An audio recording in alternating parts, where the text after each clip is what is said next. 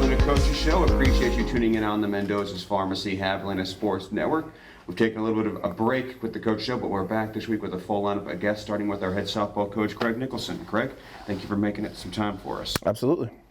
3-in-1 week for you. Actually, make it a 5-in-1 week for you guys when you combine the doubleheader that you guys played here on Tuesday. And then you guys went to Tyler and earned a split, and went to Commerce and earned a sweep.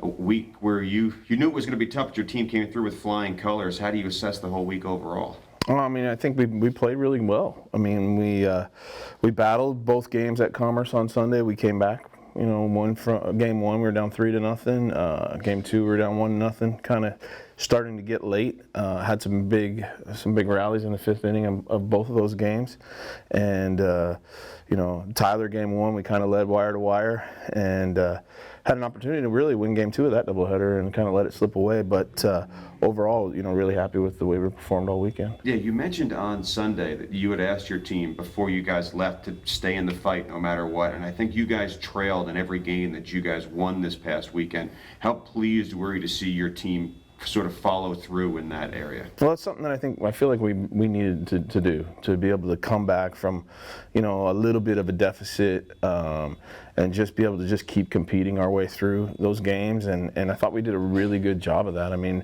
you know, game one against Commerce, I think we had one base runner through the first 4 innings, and then all of a sudden in the fifth inning, you know, we strung together some hits, had a big inning, you know, chased a really good arm out of the game, and you know, then we're able to, you know, to hold on from there. You know, a big piece of that was Lizette coming in relief and giving us 4 really good innings, and giving us a chance to kind of come back and make that happen. And then right after Lizette throws, you had 7 innings of 1-hit, 1-run ball from Sadie Castillo, who was named Lsc Pitcher of the Week yesterday. What did you think of the way that she pitched? I thought she was really good all weekend. You know, she's getting healthy, and that's a great thing for us, and maybe not a great thing for some of our opponents. You know, for whatever 17 innings, I guess, over the last week, she was really good, and as she continues to, you know, feel better physically, I think she just continues to get better in terms of what she's doing with the ball in her hand. You had Jen Cavalzo win LSC Hitter of the Week, but you guys got production from everywhere in your lineup. Kayla had 2 home runs on Sunday. You guys had clutch hits from a number of different players. What did you think of the production you got up and down the order? I thought the biggest thing was the bottom of our lineup was fantastic all weekend. And, you know, those kids at the top, they're going to do what they do, and they're not going to do it every single day. They've been really good for us all year long. But I felt like, you know, I feel like over the last 2-3 weeks, the bottom of our order has been really good, and come up with some really big hits for us, and really put together a lot of really good at-bats. So if we can keep that going, I mean, look, if we can get 6 people in that lineup kind of hot at the same time, our offense is kind of scary when that happens. And you know, the bottom of the order is a huge piece of that happening. You look at where you guys are right now. I think you're a game behind the 3 teams that are tied for first place in this conference. And you guys put in all this work and time to get into this position where you have an opportunity to win the conference at the end of the regular season. What's your message to your team about that at this point? Well, I think the big thing is you got to go do it. I mean, I know it's cliche, but you got to go do it one game at a time. And obviously, we know we have a test coming in here this weekend with Lubbock and Angelo, 2 teams that are right there in the mix with us and have the same aspirations that we have. So, you know, we just got to be able to go out, stay focused on playing each game as it comes, and you know, just keep working at a high level and keep improving, and whatever happens at the end, you know, is something that's going to take care of itself, and we just got to be able to stay focused on the moment and getting it done when we have the opportunity to get it done. Part of this weekend is senior day for you guys. We'll have senior day on Sunday. You have 4 seniors in this class. When you look at, well, first of all, what is senior day like for you as a coach? And when you look at the things these seniors have accomplished in here, what's that? How much meaning does that carry? Well, I think senior day is always it's always a mixed emotion day, right? Like, you know, you're happy to see these kids graduate and do the things that they came to school to do. And then at the same time, you're sad to see them go, and you know, it's kind of a strange one this year a little bit. I mean, with, you know, Lauren's been here for 5 years. I mean, that's pretty rare that happens. Yet we have, you know, and Jen and Sparky are 5th-year seniors as well. You know, although they transferred in and those kind of things, but. it's just a little bit different maybe this year because you have kids that you've had longer with and built, longer lasting relationships. So always a tough day. The big thing is that we just stay focused on what needs to happen because we're playing a really good team on senior day. And, the biggest thing that we got to be able to do is go take care of business and play well. First pitch on Friday, 4 p.m. against Lubbock. First pitch is at noon on Sunday against Angelo State. Coach, best luck this weekend. We'll see you at the field. Go have some fun. Thank you. We'll take our first break on the Javelina Coaches Show. When we come back, we'll talk with head Javelina women's tennis coach, Autumn Wollenzien. Don't go away.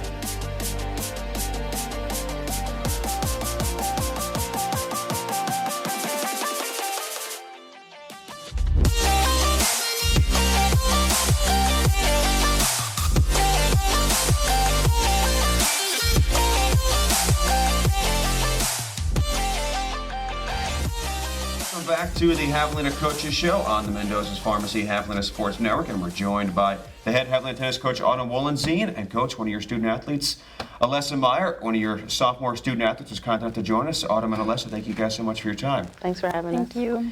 Coming off of an eventful weekend at home, you guys knew you had two really tough opponents coming in, and Autumn, I thought your team played extremely hard in both matches and found a way to come away with a pretty decisive victory on Saturday over DBU. How would you assess your team's weekend as a whole?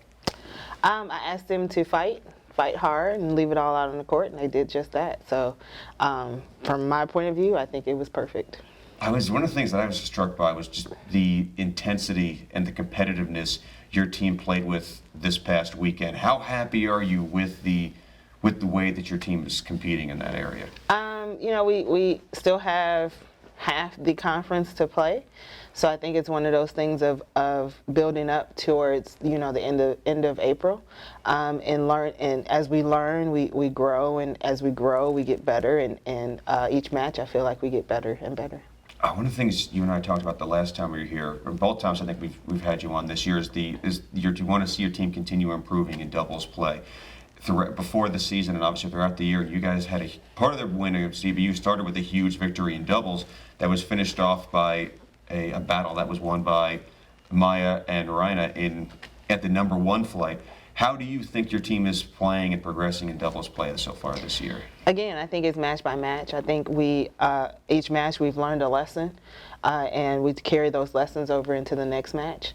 It's one of those things of still, we all have to show up at the same time, and I think we're starting to get around to that. I think it's been a learning year.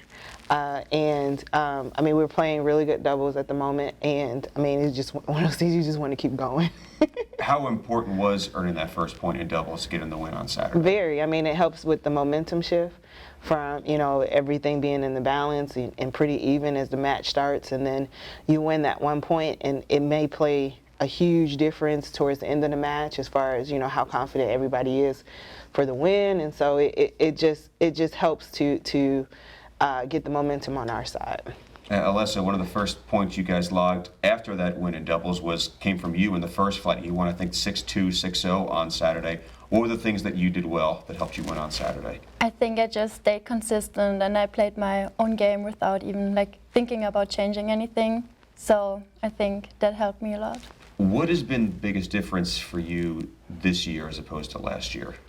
I think just in general, getting into college tennis and leaving juniors behind, and also looking through the opponent, knowing how to play, and also being more confident and cheering for my team.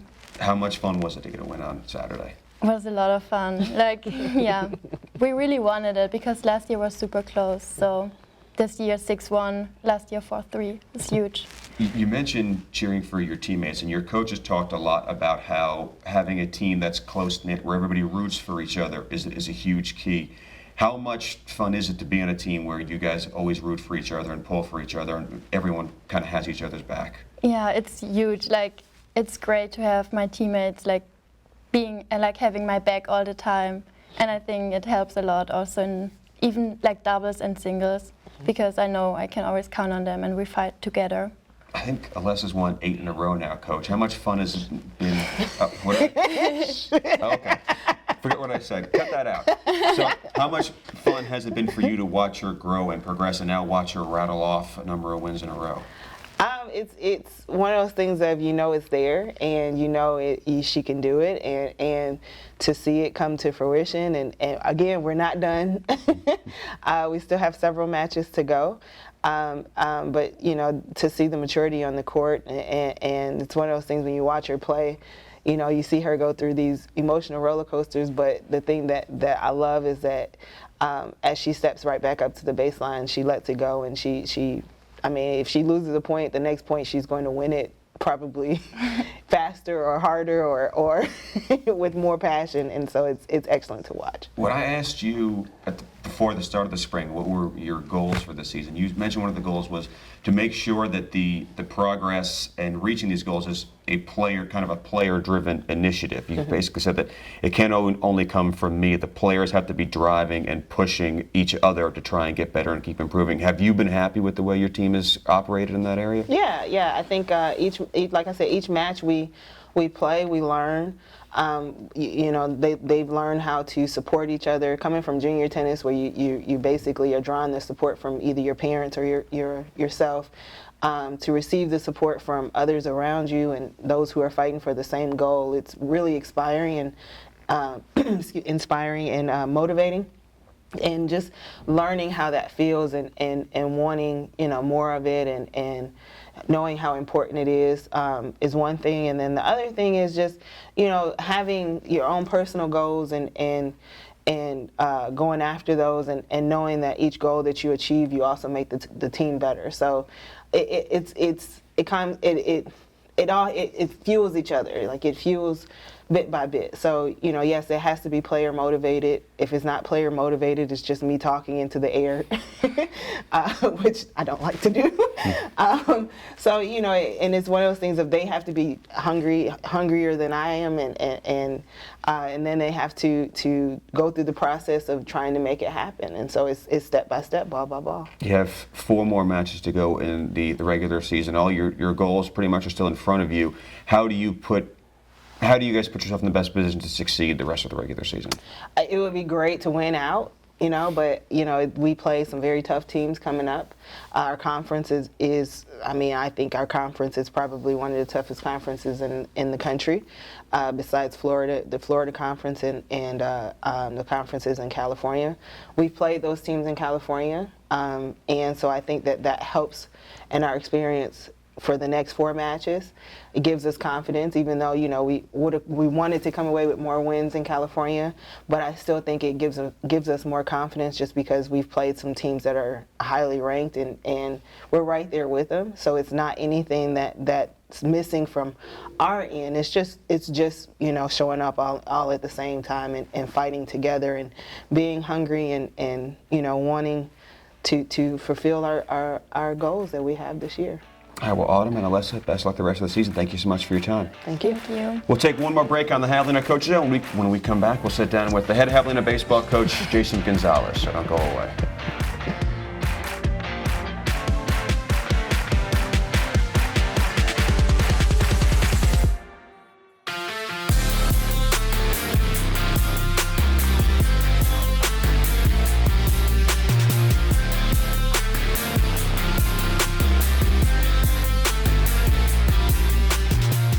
Welcome back to the Javelina Coaches Show. We're joined by our third and final guest. That's the head coach of Javelina Baseball, Jason Gonzales. Coach, hello again.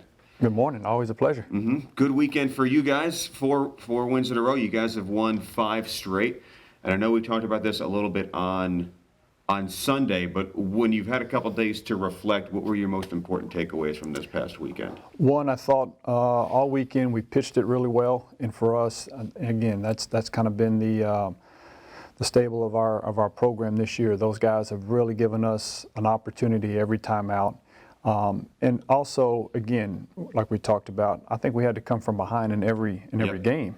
And I liked the fact that there was never any panic by our hitters or by the pitching staff. Sometimes that can get frustrating when you're putting up zeros and so is the other guy, and your offense isn't scoring as many runs as you would like or you're accustomed to seeing. But nobody panicked. Everybody stayed right in the middle of the fight, knew what their job was, and there was a couple of games where we didn't get a lot of hits, but we got the big one, and we'll take that over 10, 12 hits. But if it's 5 or 6 with runners in scoring position, and that's what we were able to do, get some big hits. And at this point in the season, you can almost throw style points out. It's a bottom line, whether it's a 1-0 win, 15-14, whatever the case may be, we've got to continue to roll off some wins, and we were able to do that this weekend. And so I was pleased with the ability, again, to come back from 4 deficits. That's not always easy to do, and so we'll take it and we'll move on.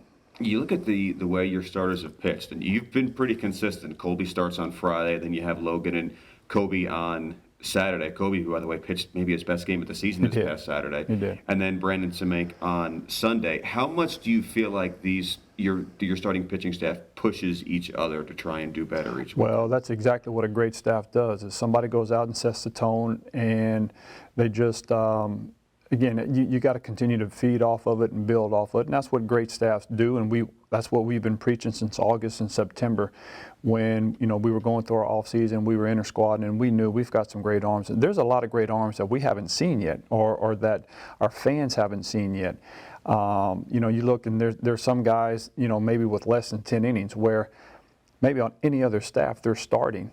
And so it's tough, because it's a double-edged sword. Your 4 starters are really good, and they're taking you deep into the games. And so there's about, again, sometimes about 12 innings left in the weekend that you have to try to divvy up against maybe 14, 15 really good arms. And so I've been really pleased, not just with our starters, but the mentality of the relievers, because it's a very frustrating thing to do, is to sit not knowing you're coming in, knowing you're good enough to go in. We know they're good enough to go in.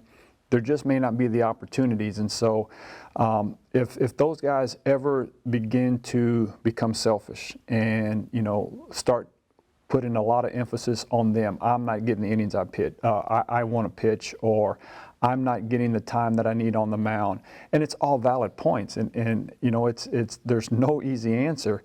And so what you have to continue to hopefully make these guys understand is they are a part of something special.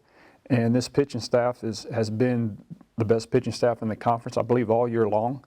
And so you just hope that those guys really appreciate being a part of something special like this. And it's easy to allow your personal feelings to come into play and say, well, I'm not getting the opportunities and I'm not getting to throw. But that's why we came up with the pack mentality. It's not about one person. It's got to be about the pack. And so these guys have really bought into it.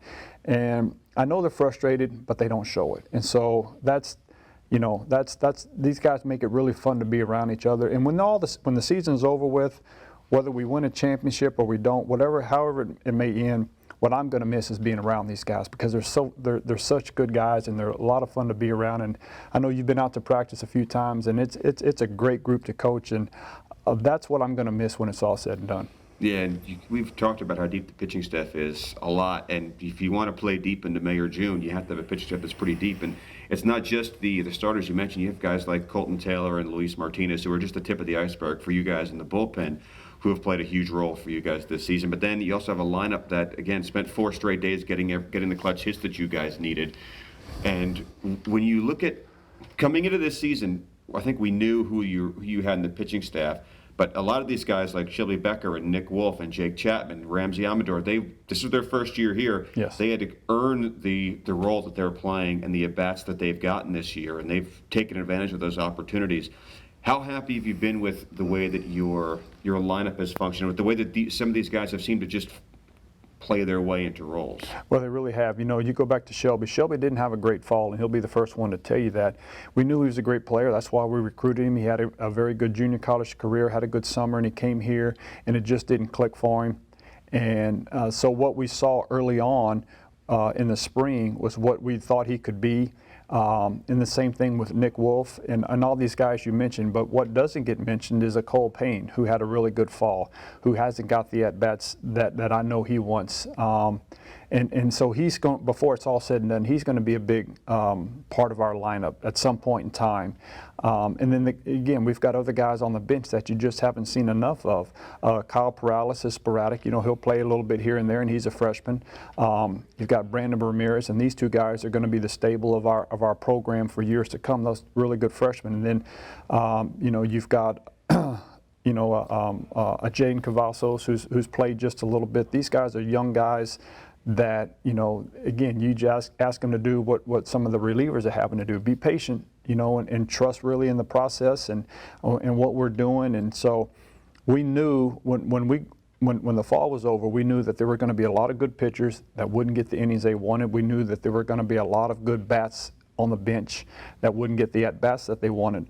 And so that's a good problem to have as a coach, but it can be frustrating for some of these guys. And so, but to answer your question, I mean, I've been extremely pleased with the guys and the way they've gone about their business and the way that they have produced. And they're only doing that because they work extremely hard. I mean, when practice is over, those guys are staying even extra. You know, as we speak right now, Jake Chapman is probably in the batting cage taking some swings, you know, and he doesn't even need lights. He just needs a tee and a ball, and everybody else get out of the way. And again, what Nick Wolf has done, he's having to catch every game on the weekend, and that takes a toll on its body. And so what you normally see when a catcher's having to catch as many innings as he is, maybe the batting average or the offense starts to slip a little bit, and it hasn't. And those two guys are really tough. I mean, again, the mentality is, I mean, they're grinders like we ask them to be. So it's a lot of fun to be a part of. And one thing, you can have all the talent in the world, but if you have guys who don't buy into the philosophy and who aren't committed and who you know, pout or don't work as hard, or who, you know, who get disgruntled when they don't get a chance to play, it doesn't really, you know, all the talent doesn't really matter. How much has it helped you guys to have, or how vital has it been to have guys who have bought into whatever role you've asked them to play? Well, you go back to our captains. You go back to Hayden Fales, Carlos Servine, Mason Foster, Colby Lunsford, Matt Olson. These guys are going to make sure the ship is headed in the right direction. And those guys take care of a lot of stuff off the field or in the dugout that may not ever get to me. And that's what great leadership is. And they've learned it from guys in the past. And that stuff just continues to trickle down. And you know, we've said this countless times, that stuff doesn't graduate. Some guys will, and the batting averages and the ERAs, those guys, you know, that stuff graduates. But the culture and the mindset and the pack mentality, that never goes away. Well, Coach, I know you have a week off this week, but then you'll be in Austin for another matchup against St. Edwards next week. Thanks for your time. Go have some fun next weekend. Thanks for stopping by. Always a pleasure. God bless. And thank you, everybody, for tuning in to the Javelina Coaches Show. Huge thanks to our guests, Jason Gonzales, Alessa Maier, Autumn Wollenzien, and Craig Nicholson. We'll be back hopefully next week with another episode. Thanks for tuning in on the Mendoza's Pharmacy Javelina Sports Network.